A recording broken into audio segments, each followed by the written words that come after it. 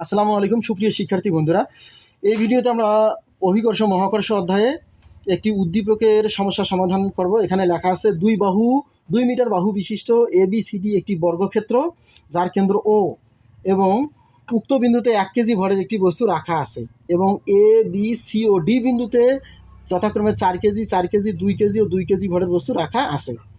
প্রথম প্রশ্ন, ও বিন্দুতে মহাকর্ষীয় বিভব নির্ণয় করো। ও বিন্দুতে, এই বর্গক্ষেত্রের কেন্দ্র ও বিন্দুতে মহাকর্ষীয় বিভব নির্ণয় করো।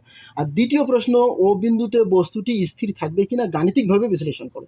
তাহলে প্রথম প্রশ্নের ক্ষেত্রে আমরা এখানে যদি কর্ণ নির্ণয় আমাদের দরকার, কর্ণ AC সমান হচ্ছে কি BD। আমরা জানি কর্ণ সমান কি √2a। তাহলে এখানে √2 আর এর মান হচ্ছে 2, তাহলে এটা হচ্ছে 2√2। এটা কর্ণ। এখন অর্ধকর্ণ, এই OA সমান OB সমান OC সমান হচ্ছে OD। অর্ধকর্ণ হচ্ছে 2 দ্বারা ভাগ। OA সমান OB সমান OC সমান OD সমান R সমান হচ্ছে 2√2 ভাগ হচ্ছে 2 সমান আছে এই √2 মিটার। তাহলে আমরা প্রত্যেক অর্ধকর্ণ আমরা পেলাম OA OB OC OD। এখন ও বিন্দুতে বিভব সমান, তাহলে এই এ বিন্দুর জন্য ও বিন্দুতে বিভব, বি বিন্দুর জন্য ও বিন্দুতে বিভব, সি বিন্দুর জন্য ও বিন্দু এবং ডি বিন্দুর জন্য ও বিন্দুতে বিভব এর সমষ্টি হবে। তাহলে মাইনাস এখানে GMA ভাগ আর প্লাস এখানে মাইনাস বি বিন্দুতে MB ভাগ আছে আর প্লাস মাইনাস GMC ভাগ আর প্লাস মাইনাস GMD ভাগ আছে আর। তাহলে এখানে মাইনাস জি আমরা কমন নেই এবং তার মান বসাই 6.673 গুণন 10⁻11 ভাগ আর হচ্ছে কি এই √2। আর এখানে আমরা যদি এম এর মান বসে 4 কেজি, MB হলো 4 কেজি, তারপর MC 2 কেজি আর MD হচ্ছে 2 কেজি। এটা হিসাব করলে এর মান বের হয় -5.66 গুণন 10⁻10 জুল পার কেজি। এটা এ বিন্দুতে বিভব। পরের প্রশ্ন হচ্ছে ও বিন্দুর বিভব। পরের প্রশ্ন, ও বিন্দুতে বস্তুটি স্থির থাকবে কিনা গাণিতিকভাবে বিশ্লেষণ করো। তাহলে আমরা এখানে এই OA বরাবর বল নির্ণয় করি। OA বরাবর বল F1।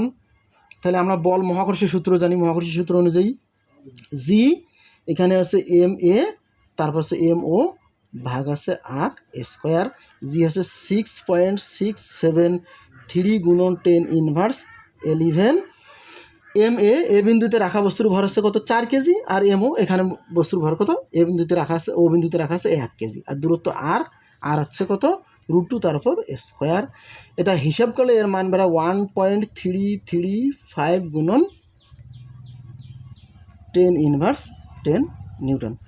তাহলে OA বরাবর বল F1। এখন OB বরাবর, তাহলে OB বরাবর বল F2। এই এ বিন্দুতে রাখা বস্তু 4 কেজি, তাহলে বি বিন্দুতেও 4 কেজি, তাহলে F2-র মানও হবে 1.335 গুণন 10⁻10 নিউটন। তাহলে OA এবং OB বরাবর বলের পরিমাণ একই। এখন আমরা যদি যাই OC বরাবর, তাহলে OC বরাবর বলের পরিমাণ F3 সমান আছে GMC, ও বিন্দুতে হলো MO ভাগ আর তারপরে স্কোয়ার। এটা হলো এই 6.673 গুণন 10⁻11 MC। সি বিন্দুতে রাখা বস্তুর ভর হচ্ছে 2 কেজি গুণন ও বিন্দুতে তো 1 কেজি, আর দূরত্ব হচ্ছে √2 তারপর স্কোয়ার। এর মান বের হয় 6.673 গুণন 10⁻11 নিউটন। তাহলে OC বরাবর বল, তাহলে OD বরাবর বলের মান F4।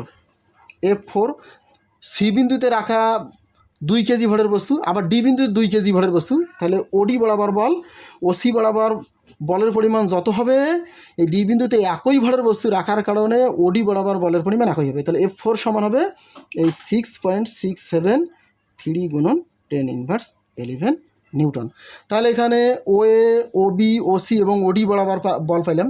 বস্তুটি ও বিন্দুতে স্থির থাকতে গেলে তাহলে OA এবং OC বরাবর বল সমান হবে। OA বরাবর, তাহলে OA বরাবর বল কত F1, আর OC বরাবর বল কত, এই OC বরাবর বল হচ্ছে F3।